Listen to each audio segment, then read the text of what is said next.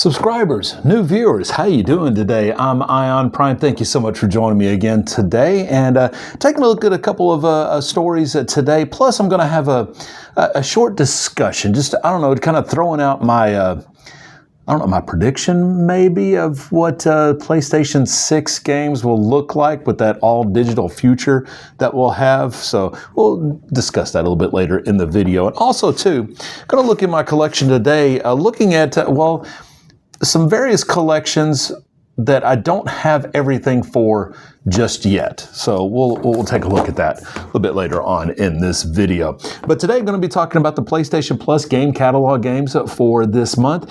And how about this? A guy took a picture of Jupiter with a Gameboy camera. Yeah, we'll take a look at all that. But first up, PlayStation announced their PlayStation Plus game catalog games for July this morning.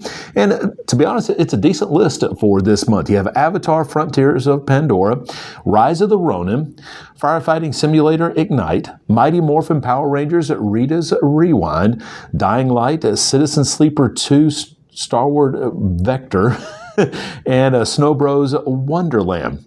And then you got two PlayStation 2 games for premium members, PsyOps, the Mindgate Conspiracy, and Indigo Prophecy are available as far as the premium game. So Avatar: Frontiers of Pandora, I've heard that's a pretty good game. I have not played it yet, but have heard it's pretty good. Rise of the Ronin, definitely a good game. Mighty Morphin Power Rangers Rita's Rewind, that is that pixel art beat 'em up. That a lot of people did like. I never was big into Power Rangers growing up, but I don't know. The game looked fun, so I may check that out. And PsyOps, a great PlayStation 2 game, so definitely check that out if you want to claim those games in your catalog for this month. But yeah, I would say a pretty decent list of games for this month for PlayStation Plus members for the month of July. And there are several games that are on sale right now on the Nintendo eShop. Actually, the Square Enix sale ends tomorrow, July 16th. So if you want to pick up some Final Fantasy, some Octopath Traveler, some other Square Enix titles, you can pick those up on sale, again, through tomorrow. So get by the Nintendo eShop and get those games picked up. But Cobra Kai Collection right now is $9. Castlevania Dominus Collection, that's a really good collection of games there, $17.50. The Metal Gear Solid Master Collection Volume 1, it's $30 right now. Pretty good price for that digital mix there. A Boy and His Blob Retro Collection. Yeah, if you played that game on the original NES and on the original Game Boy, you can pick up that full collection, $4.50 right now. Not a bad deal on that. Blood Rain games, the remasters of those games, you can pick them up for anywhere from 55 to 60% off, depending on which game. And this one I'm probably going to have to pick up before it goes off sale. It's a run and gun and a shooter game. Yeah, it has both genres in this game. Rendering Ranger R2 Rewind. I've seen gameplay of this game. Looks really cool. Looks really interesting. May have to check this out. But right now it's on sale for $5.50 through that Nintendo eShop sale. So yeah, get by there and check out the other deals that Nintendo has on its digital eShop. And yeah, should be able to pick up some pretty good games right now. I thought this was a really, really cool kind of off-the-wall story, but musician and retro tech fan Chris Grau, I think I said his last name right, took a picture of Jupiter using a Game Boy camera. Now, obviously, he didn't put the camera on the Game Boy, held it up to the sky and took the picture. He used a 3D printed accessory that attached to the scope of the telescope, or the eyepiece of the telescope, excuse me.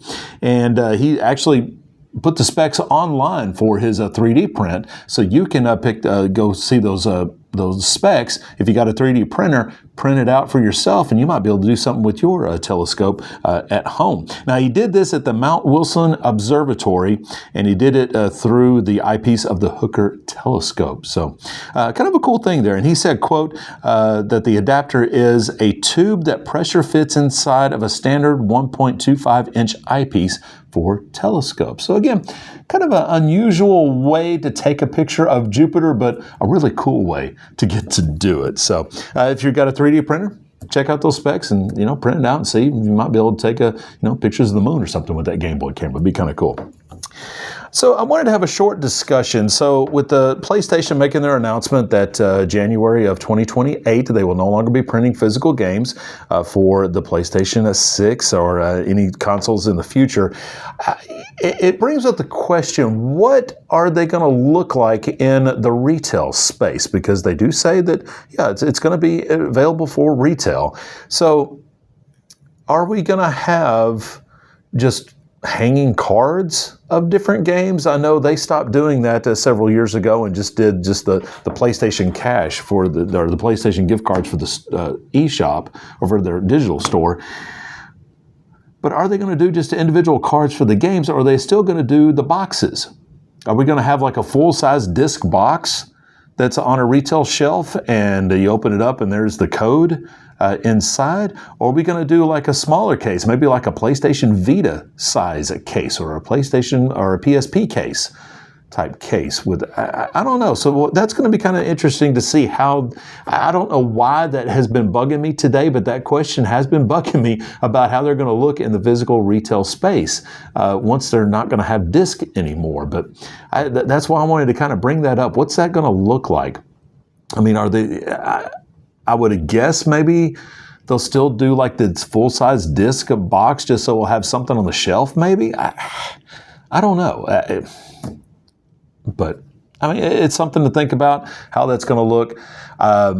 I may have to ask if you watch Spawncast, if you watch their podcast on Saturday nights, I may have to send in a super chat to them and ask and see if they may have some kind of knowledge about what it might look like. I know those guys are pretty in tune with what's going on. So maybe Saturday night I may have to send something in and see what they have to say about that. So we'll see.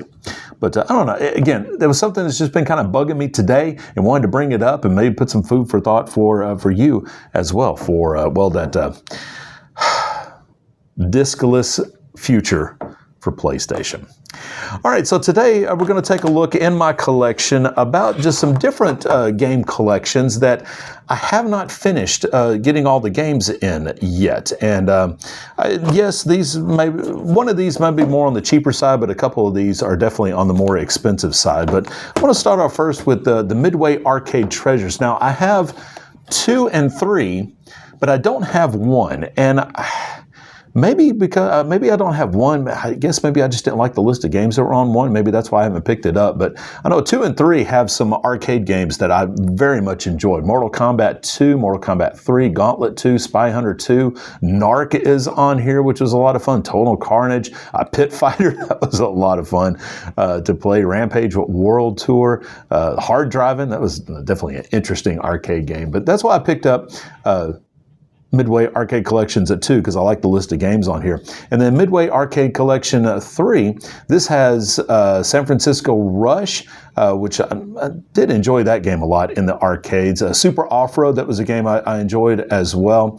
And San Francisco Rush 2049 too, that's another cool arcade game. But that's why I have these 2 in my collection. But again, I have not picked up the Midway Arcade Treasures, that first one that they have. And I think I'm just going to have to look that up and pick that up to complete the collection there. And oddly enough, all these are on the PlayStation 2 that I haven't completed. So kind of weird. So next up is the Dot Hack GU series. And I have Volume 1. But I believe there's 4 in this series, and I don't have 2, 3, or 4. Now, I did get that remastered collection. I have that on the PlayStation 4. So, I mean, I do have all the games. I just don't have the original 4 games for that. But again, I just have Volume 1. And yeah, I need to look for Volume 2, Volume 3, and Volume 4 and go through. And I do need to finish this RPG series. So this is a fun RPG series, playing it on the remaster version on the PlayStation 4.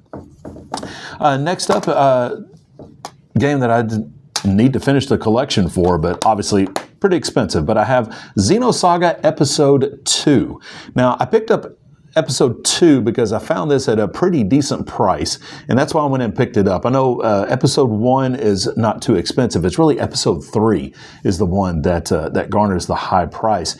What's interesting about Episode 3 is I was at one of my local game stores recently, and they had Episode 3, but it was like, I think $30.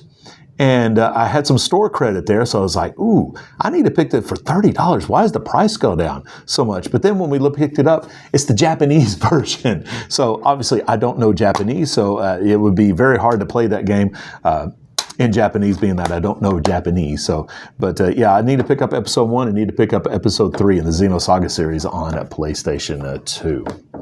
And then the final look at, again, oddly enough, the PlayStation 2, where I haven't completed these collections, but I have Gungrave Overdose. Now, this is the second of the Gungrave games that was on the PlayStation 2. Obviously, Gungrave was the very first one, and I just have not been able to find that anywhere that I've been.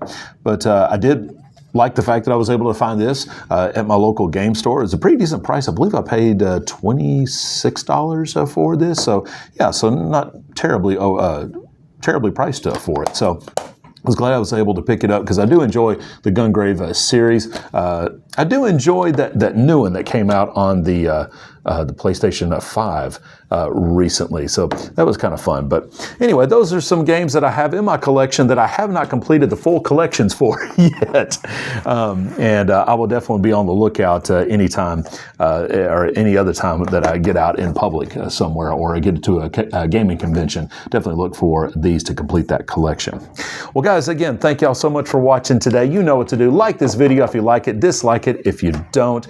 If you want to talk about anything I've talked about today, again, my kind of bothered conversation, why it was bothering me today, I don't know, but talking about how the PlayStation 6 games will be displayed on the retail space. If you want to talk about that down below, or if you're just not going to be a part of PlayStation 6 because there will be no discs, do that in the comment section down below as well.